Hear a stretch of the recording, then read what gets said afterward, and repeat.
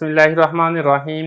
تحصیل النحو کی تمرین نمبر 31 میں خوش آمدید۔ آج کے اس تمرین کے اندر بھی ہم ترجمہ کریں گے، ترکیب کریں گے اور اس کے ساتھ ساتھ تذکیر و تانیث اور واحد تثنیہ جمع کو تلاش کریں گے۔ پہلا جملہ دیکھ لیں، الملائکۃ عباد مکرمون، ملائکہ معزز اللہ کے بندے ہیں۔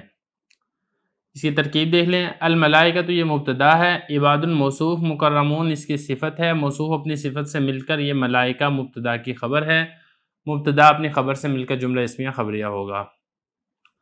الشیخان افضل الصحابتی، شیخین صحابہ میں سے سب سے افضل ہیں۔ الشیخان یہ مبتدا ہے، افضل مضاف، الصحابتی مضاف الیہ، مضاف الیہ سے مل کر یہ اسی مبتدا کی خبر ہے، مبتدا اپنی خبر سے مل کر جملہ اسمیہ خبریہ ہوگا۔ ہدیناہ النجدین، ہم نے اس کو راہ دکھائی دو راستوں کی۔ ہدینہ فعل ہے، نون الف نا ضمیر اس کا فاعل ہے، ہو ضمیر اس کا مفعول اول ہے اور النجدین اسی ہدینہ کا مفعول ثانی ہے۔ تو ہدینہ فعل اپنے فاعل اور دونوں مفعولوں سے مل کر جملہ فعلیہ خبریہ ہوگا۔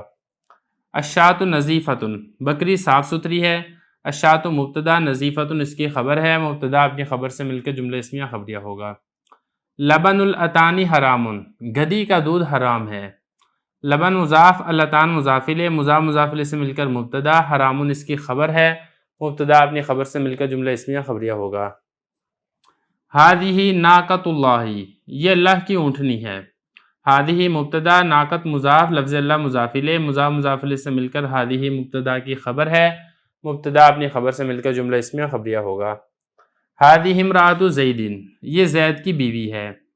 ہذہ مبتدا، امرأۃ مضاف، زید مضاف الیہ، مضاف الیہ سے مل کر ہذہ مبتدا کی خبر ہے، مبتدا اپنی خبر سے مل کر جملہ اسمیہ خبریہ ہوگا۔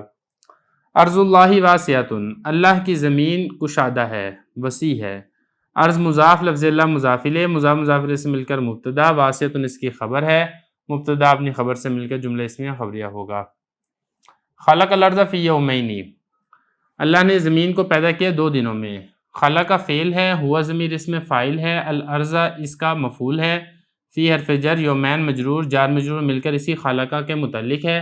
خلق کا فعل اپنے فاعل، مفعول اور متعلق سے مل کر جملہ فعلیہ خبریہ ہوگا۔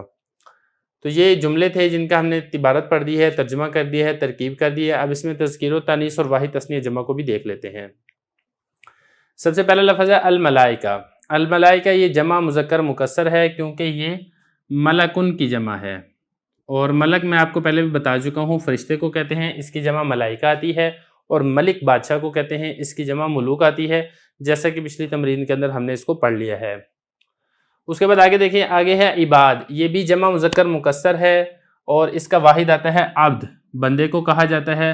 مکرمون یہ جمع مذکر سالم ہے، مکرم کی جمع ہے، اور مکرم یہ واحد کا صیغہ ہے، اسم مفعول کا، واحد مذکر اسم مفعول کا یہ صیغہ ہے، باب اس کا آتا ہے تفعیل، اور اسی سے جمع مذکر سالم کا صیغہ ہے۔ اس کے بعد آگے دیکھیں، اگلا لفظ ہے الشیخان۔ الشیخان یہ تثنیہ ہے شیخ کی، اور شیخ بزرگ کو کہتے ہیں، قابل احترام کو کہا جاتا ہے، تو یہ تثنیہ مذکر کا یہ لفظ ہے۔ اس کے بعد آگے دیکھیں، اگلا لفظ ہے الصحابتی۔ الصحابتی یہ بھی جمع مذکر مکسر ہے، صاحب کی جمع ہے۔ صاحب کہتے ہیں ساتھی کو، دوست کو، اسی کی جمع ہے صحابہ۔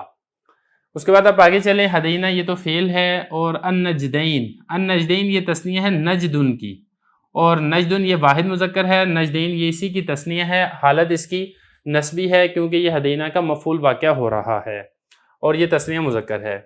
اس کے بعد دیکھیں، الشاۃ یہ واحد مؤنث ہے، اس کے آخر میں گولتا ہے جو کہ تثنیہ کی علامت ہے۔ نظیفۃ یہ بھی واحد مؤنث ہے، اس کے آخر میں گولتا ہے۔